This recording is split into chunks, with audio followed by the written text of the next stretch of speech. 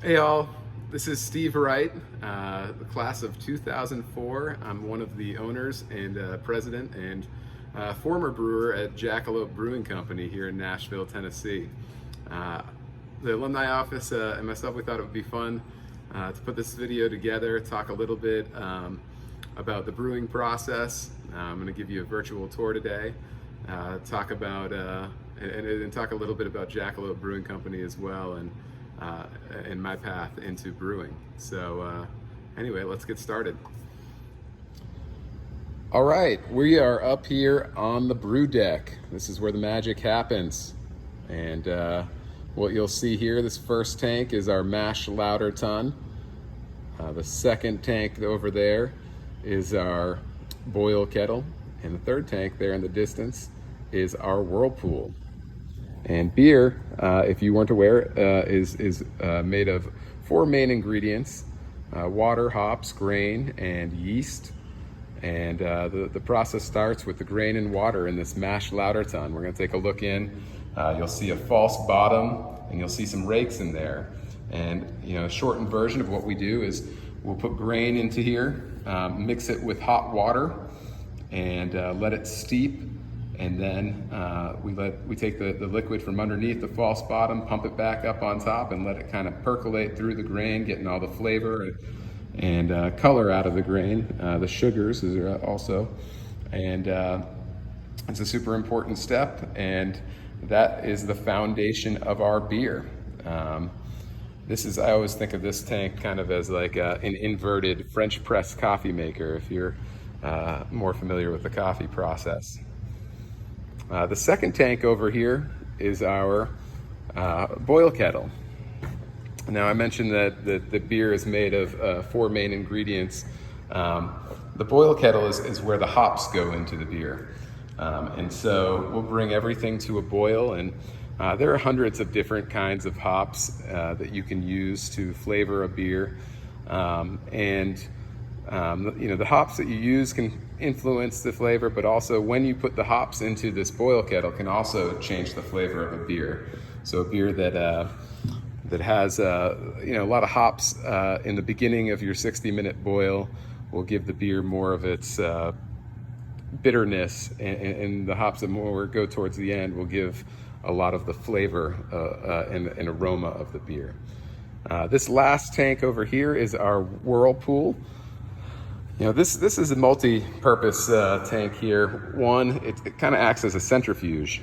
So we don't get all of the, some of the grain will get through to this tank, and when we spin it real fast, the centrifugal force will bring that grain and any hop residue to the middle of the brew, and make sure it doesn't end up in your product at the end. So that's one function of this. The other one is that this is a 30-barrel brew house, and we brew into much larger tanks. And so by having this tank, it's almost can act as a holding tank for us, so we can have up to 3 brews going at one time on our brew house. One brew going in each of these tanks. So anyway, that's kind of our snapshot version of our brew house. You can see all these valves. Do I know what they do? Yes, I do. I'm very smart. I went to Rhodes. Anyway, here are some of our beers. This is what we end up with at the end of the process, and I'll tell you more about those at the end. All right, I am in our walk-in cooler right now. Had to put on my Rhodes sweatshirt, give a shout out to Rhodes Baseball. And I just want to talk for a minute about what I did prior to working at Jackalope and how I got here. I guess it did start at Rhodes, where I was a Greek and Roman Studies major as well as a political science major. And, certainly getting a liberal arts education at Rhodes certainly gave me the confidence to really do anything. I can't say that I directly use my Greek and Roman studies every day. I can't say that I use the political science every day, but certainly, the lessons learned in both those studies, are applied to some extent. From Rhodes, I went on. I coached baseball at the United States Merchant Marine Academy before moving back to Memphis and working for Rhodes baseball, but then simultaneously as a import distributor of plumbing products at Mueller Industries. That experience actually kind of helped quite a bit when it came to a few years later when I met a good friend of mine who was talking about, now a good friend and business partner, Bailey Spalding, who was talking about opening a brewery. And my knowledge kind of as a sourcing analyst slash buyer at Mueller, and kind of knowledge of the plumbing products certainly kind of helped in terms of plumbing and helping design and engineer the brewery. So that's how I ended up there. I think the shorter, more simple answer is that I've always had an entrepreneurial spirit and really just wanted to get into something that was exciting and fun. And when Jackalope opened in 2011, we were actually the first brewery to open in Nashville in 8 years. And it seemed like a really, really great opportunity and something incredibly exciting to be a part of. And I'm so glad I did become part of it. It's what I live and breathe now, along with my family. I have 3 children and married to Lindsay Hughes Wright, class of 2004. My 3 kids are Benny and Millie and Evelyn, a 6, 4, and 1-year-old. So between the kids and beer, it takes up a lot of my time, but wouldn't have chosen another path. One thing that's unique at Jackalope is this machine right here. This is CC.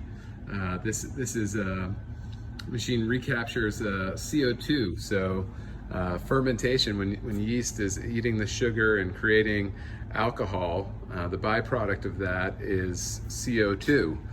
And most breweries kind of let that CO2 go up into the air or the atmosphere, and which of course isn't good for the ozone layer. But we try to recapture as much CO2 as possible. And so this machine takes the CO2, recompresses it, and puts it, or compresses it, and it allows us to put it back into the beer. We kind of think of CO2 as, an actual ingredient in the beer, and most CO2 comes from, as a byproduct of the fuel process, and so. It's a much cleaner, better product, and also doing our part to help the environment. All right, check out all of those empty cans. I'm gonna get up close to check this out. This is our Lovebird can. These are all empty, unfortunately. Here's our Fenario IPA can. And over here is our canning line. And one question we get quite a bit is, why did we choose to put our beer into cans and not into bottles? And there are a few answers to that question. One, it's super important to us that we are as green as possible, that we are limiting our environmental impact. And so cans that are a little bit better, they can be aluminum, can be continuously recycled, and has a little bit less of an impact than glass bottles. Another reason that we chose cans was that the artwork. I was over here and showing you the cans over there, but in short, we're able to kind of get a much cooler design on a can than you are on a label on a can on a bottle. And so that's also really important to us, just being able to express ourselves. Another reason, cans can go a lot of places that bottles can't. I personally like drinking my beer at the beach and at the pool, and on a hike or whatever, and you can take cans a lot more places. What else? There's other reasons. Back to the environmental impact. On the shipping cost of cans, they're a little bit easier to ship, so you're able to pack more onto a truck. Little less impact there as well. And anything else? I don't think there's anything else. So this is our canning line. This is a good view of it right here. This is a rotary filler. We're able to can 90 cans a minute on this. It spins them, fills them, sends them over here to the seamer before it comes out here. And much like Laverne and Shirley, or you know, we have people picking cans off the line and packing them into 6-pack holders and case trays, and it's a pretty fun process. Okay, so I certainly don't want to forget to talk about beer. After all, that is why we are here. Brought some different styles for us to talk about. I'm going to start with our Sarka Pilsner. Pilsner is a lager style beer, which means it's fermented with bottom fermenting yeast. It also ferments at colder temperatures, and so often the result is a drier beer that is a little bit easier to drink. This is a style beer that again made the basically created the American beer industry. Pilsner, lagers, that's what Budweiser and Miller are, and they really kind of built the beer industry in America. So this is our version. I like to think it's a little bit more flavorful than a Budweiser or Miller, uses noble hops and just a super refreshing beer. Another beer, one that I want to tell you about, is our Thunder Ann American Pale Ale. This is an American Pale Ale is a hoppier beer, but not as hoppy as an India Pale Ale, but certainly has hop character that is recognized. It's also lighter style. So this is our Thunder Ann. It utilizes Cascade hops, super approachable. We use a little honey malt in it too, which gives it a little bit of a backbone. Next beer, Lovebird. It's a strawberry raspberry wheat beer. A wheat beer is often referred to as a Hefeweizen. So technically this would be a Hefeweizen. And a Hefeweizen is nothing more than a beer that utilizes wheat instead of barley. Typically the grain that you use in a beer is barley. This one is almost entirely wheat. We inject strawberries and raspberries into this at the very end of the fermentation process. Results not in a sweet beer. A lot of folks will say, I don't like fruit beer, they're too sweet. Well, this one isn't sweet, it's more of a tartness to it, and it really complements the wheat well. An IPA, this is our Fenario IPA. I mentioned IPA stands for India Pale Ale, and that style, that comes from during colonial times when they would make long voyages from Great Britain to India. They put a lot of hops in the beer to preserve it. The hops are a natural preservative. This is our version of the IPA. This is actually the most IPA's most popular style of beer in America now, in ours is a 7.2% alcohol, so a lot of alcohol content, but it's balanced really well with a nice malt backbone and some citrusy and piney hops that are very present in the flavor and the aroma. This is actually our most popular beer. This is our Bear Walker. Super proud that our brown ale is our most popular beer. One common misconception is that a brown or a darker beer it might be too filling or have too much alcohol content. That's a misconception.